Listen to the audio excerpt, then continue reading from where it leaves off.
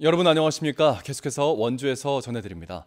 원주를 비롯한 강원도는 하루 종일 흐리다가 밤부터 비가 시작되겠습니다. 이번 비는 오늘 밤부터 모레 아침까지 30에서 100mm, 많이 내리는 곳은 120mm 이상 내릴 것으로 예상되고 강한 바람과 함께 천둥, 번개를 동반하는 곳도 있겠습니다.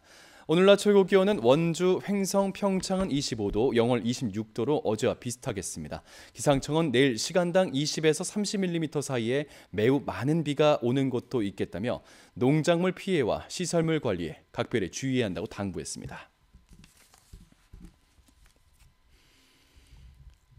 비가 예보되긴 했지만 사회적 거리 두기가 모두 해제된 가운데 처음으로 맞이하는 어린이날에 영서 지역 곳곳에서 다양한 행사가 열립니다. 원주시는 내일 원주 종합체육관에서 어린이날 큰 잔치를 열어 군악대 퍼레이드, 원주시민 청소년 오케스트라 합창단, 인형극 등 풍성한 공연과 어린이 장기자랑 대회, 다양한 체험 프로그램을 진행합니다. 평창군은 평창국민체육센터에서 기념 행사를 갖고 가족올림픽, 부스 체험 등을 마련하게 됩니다. 영월 관광센터, 펫 힐링 달빛 동물원 등 영월군 곳곳에서도 어린이 대상 행사가 진행되고 횡성군도 문화체육공원에서 어린이날 축제를 가집니다. 원주시 의회가 어제 폐회한 임시회에서 추경 예산안을 심의하지 못한 것을 두고 원주시와 민주당 시의원들이 내탓 공방을 벌이고 있습니다. 원광수 원주시장은 오늘 기자회견 열고 민생 예산이 회기 내에 처리되지 못한 것은 민주당 시의원들이 아카데미 극장 이슈에 매몰돼 항의 피켓을 의도적으로 노출시켜 예산안 심의를 방해했기 때문이라며 의회에 조속한 예산안 처리를 촉구했습니다. 이에 대해 민주당 시의원들은 입장문을 내고 임시회 파행은 절차를 무시한 원주시의 불통, 졸속 행정 때문이라며 원광수 시장은 본인이 하고 싶은 사업에 민생을 갖다 붙이지 말라고 비판했습니다.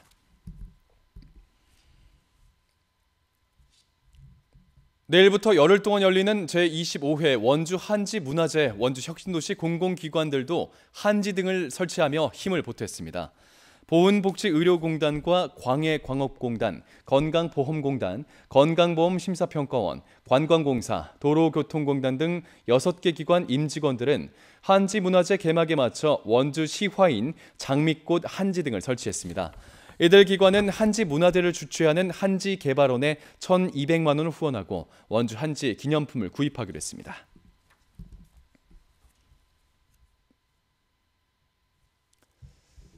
원주시가 최근 사회적 문제가 되고 있는 전세 관련 피해 전용 상담 창구를 운영합니다. 원주시에 따르면 최근 원주시 단계동 약 22가구가 입주하고 있는 다가구 주택의 임차인들이 집이 경매에 넘어갔다는 소식을 들었는데 집주인과 연락이 닿지 않는다는 피해 상담이 접수되는 등 관련된 문의가 이어지고 있습니다.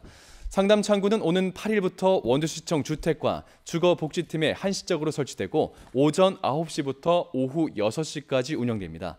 전세 계약이 끝난 뒤에도 보증금의 전부나 일부를 돌려받지 못하거나 경매, 공매 등으로 보증금에 손실이 생기는 경우 상담이 가능합니다. 횡성군이 지역 민간기업의 유치를 위해 조창진 강원상공회의소 협의회장을 1호 투자협력관으로 위촉했습니다. 조 회장은 앞으로 2년 동안 투자 자문관으로서 활동하고 묵계리 이모빌리티 특화단지와 조곡리 농공단지에 들어설 기업과 투자를 유치하는 역할을 맡게 됩니다. 횡성의 기업 전문가를 투자 자문역으로 위촉하는 제도가 있었지만 실제로 위촉한 것은 이번이 처음입니다. 안흥면 출신으로 건설사와 방송사를 이끌고 있는 조 씨가 인맥을 활용해 기업과 투자를 유치해 줄 것을 횡성군은 기대하고 있습니다. 강원도 내에서 올해 첫 중증 열성 혈소판 감소 증후군 SFTS 환자가 발생했습니다.